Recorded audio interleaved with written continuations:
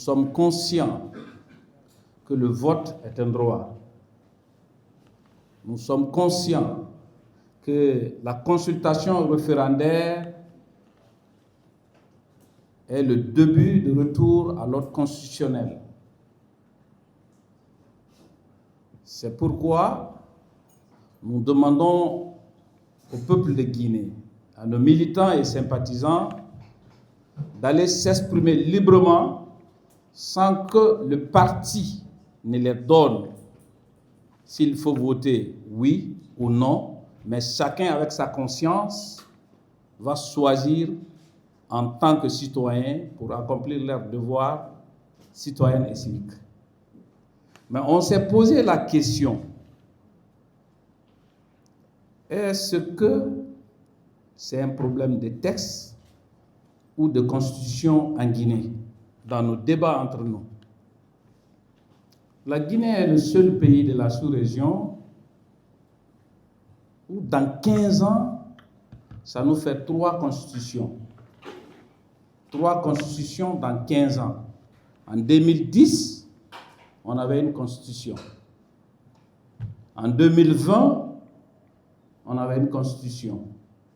2025, nous voilà parler encore d'une constitution.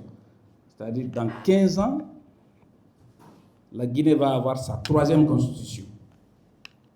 Est-ce que c'est un problème de constitution?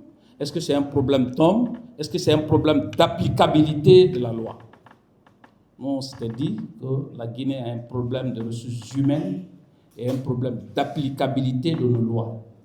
Parce que c'est honteux pour un pays que sur une période de 15 ans, que vous vous retrouvez avec 3 constitutions.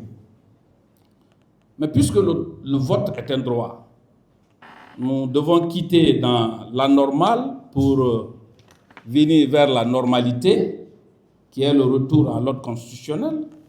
Nous souscrivons à la tenue de la consultation référendaire, c'est-à-dire nous soutenons qu'il y ait un vote pour adopter une constitution. Si c'est ça, le départ de retour à l'ordre constitutionnel. Et nous interpellons nos aînés qui appellent au boycott de la tenue du référendaire d'être stratèges et politiques. Il s'agit d'une constitution. Je crois que si nous nous mobilisons pour préparer les élections communales, les élections législatives, les élections présidentielles, il y a de ces points qu'on peut revenir là-dessus.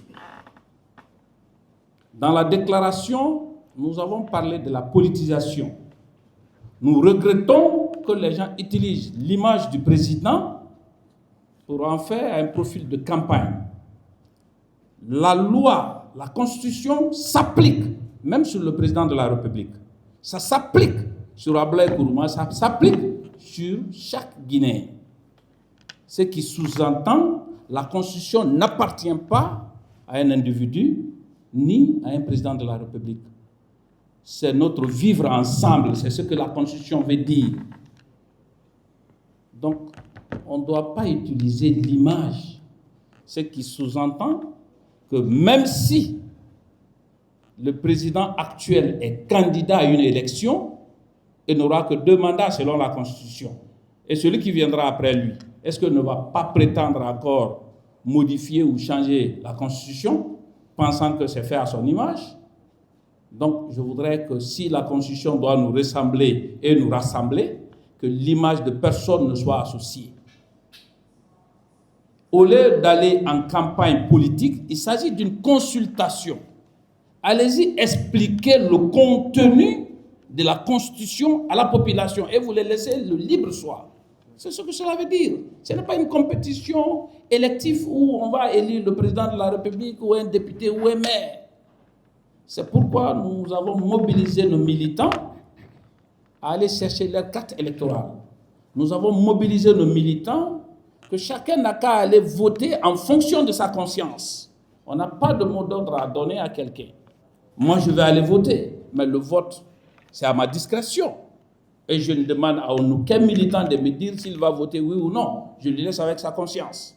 Mais par ailleurs, j'interpelle le président de la République de dire à ses ministres, à son administration, d'arrêter d'utiliser son image pour des fins de campagne.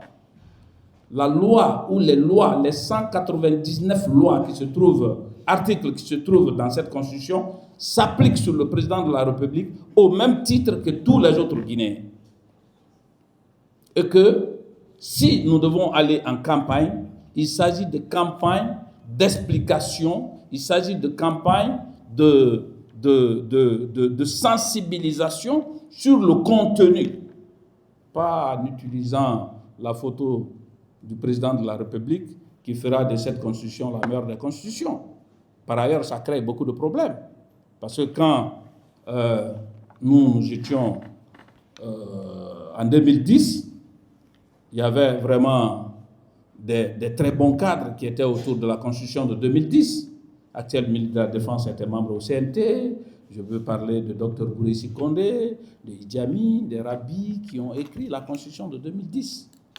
Mais un président de la République est venu, ils disent non, ça, c'est fait par le CNDD, c'est fait par les militaires, donc il me faut une nouvelle constitution. Il y a des gens aujourd'hui qui font la promotion de cette constitution de 2025, c'est eux-mêmes qui étaient en train de dénoncer ou de s'affirmer en disant que c'est le premier mandat de la 4e République. Je ne sais pas quel mot ils utilisent cette fois-ci par rapport à la Constitution, mais je voudrais que les Guinéens, l'administration, pensent à la souffrance du peuple de Guinée. Je suis quitté chez moi depuis 8 heures. C'est maintenant que je viens d'arriver. Pas de route, pas d'eau, l'embouteillage, la saleté.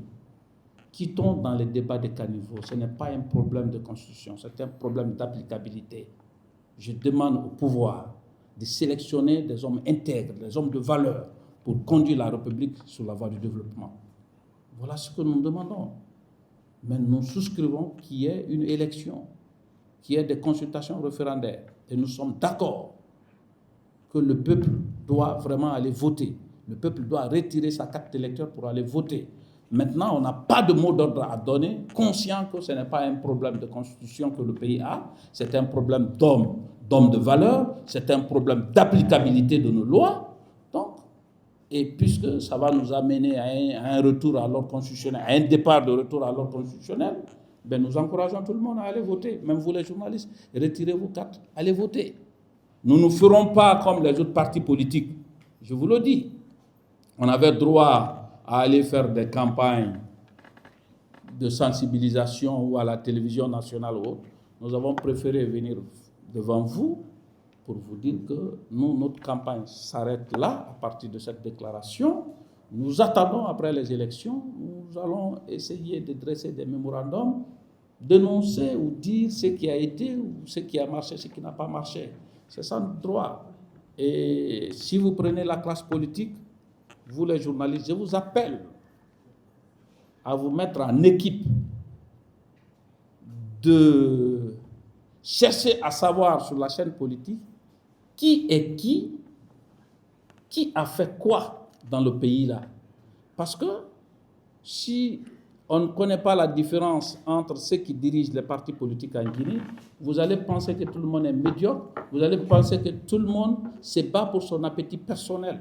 Vous avez des hommes de valeur parmi les politiques qui cessent à éclairer les gens, qui cessent à parler ce qui est et ce qui doit être. Donc, je vous exhorte d'aller vers les politiques, de mener des enquêtes sur eux, leur passé, qui ils ont été, qu'est-ce qu'ils ont apporté, leur niveau de formation, leur crédibilité. Ça permet aux Guinéens de situer sur qui il faut compter pour vraiment diriger le pays. Vous le savez, ça a des moments de transition que des partis politiques s'affirment pour juste être coachés par un mouvement ou ceci. Nous avons des gens aujourd'hui qui dirigent des mouvements politiques ou qui dirigent des mouvements de soutien. Ils n'ont pas d'autres ambitions. C'est d'essayer à créer des partis politiques après, s'ils ont la possibilité de s'approcher un peu au pouvoir, ou d'autres, c'est pour faire bouger leurs affaires. Vous les connaissez mieux que moi. Mais si je prends la parole, c'était juste de rentrer un peu dans le fond de notre déclaration. Je me remets à votre question.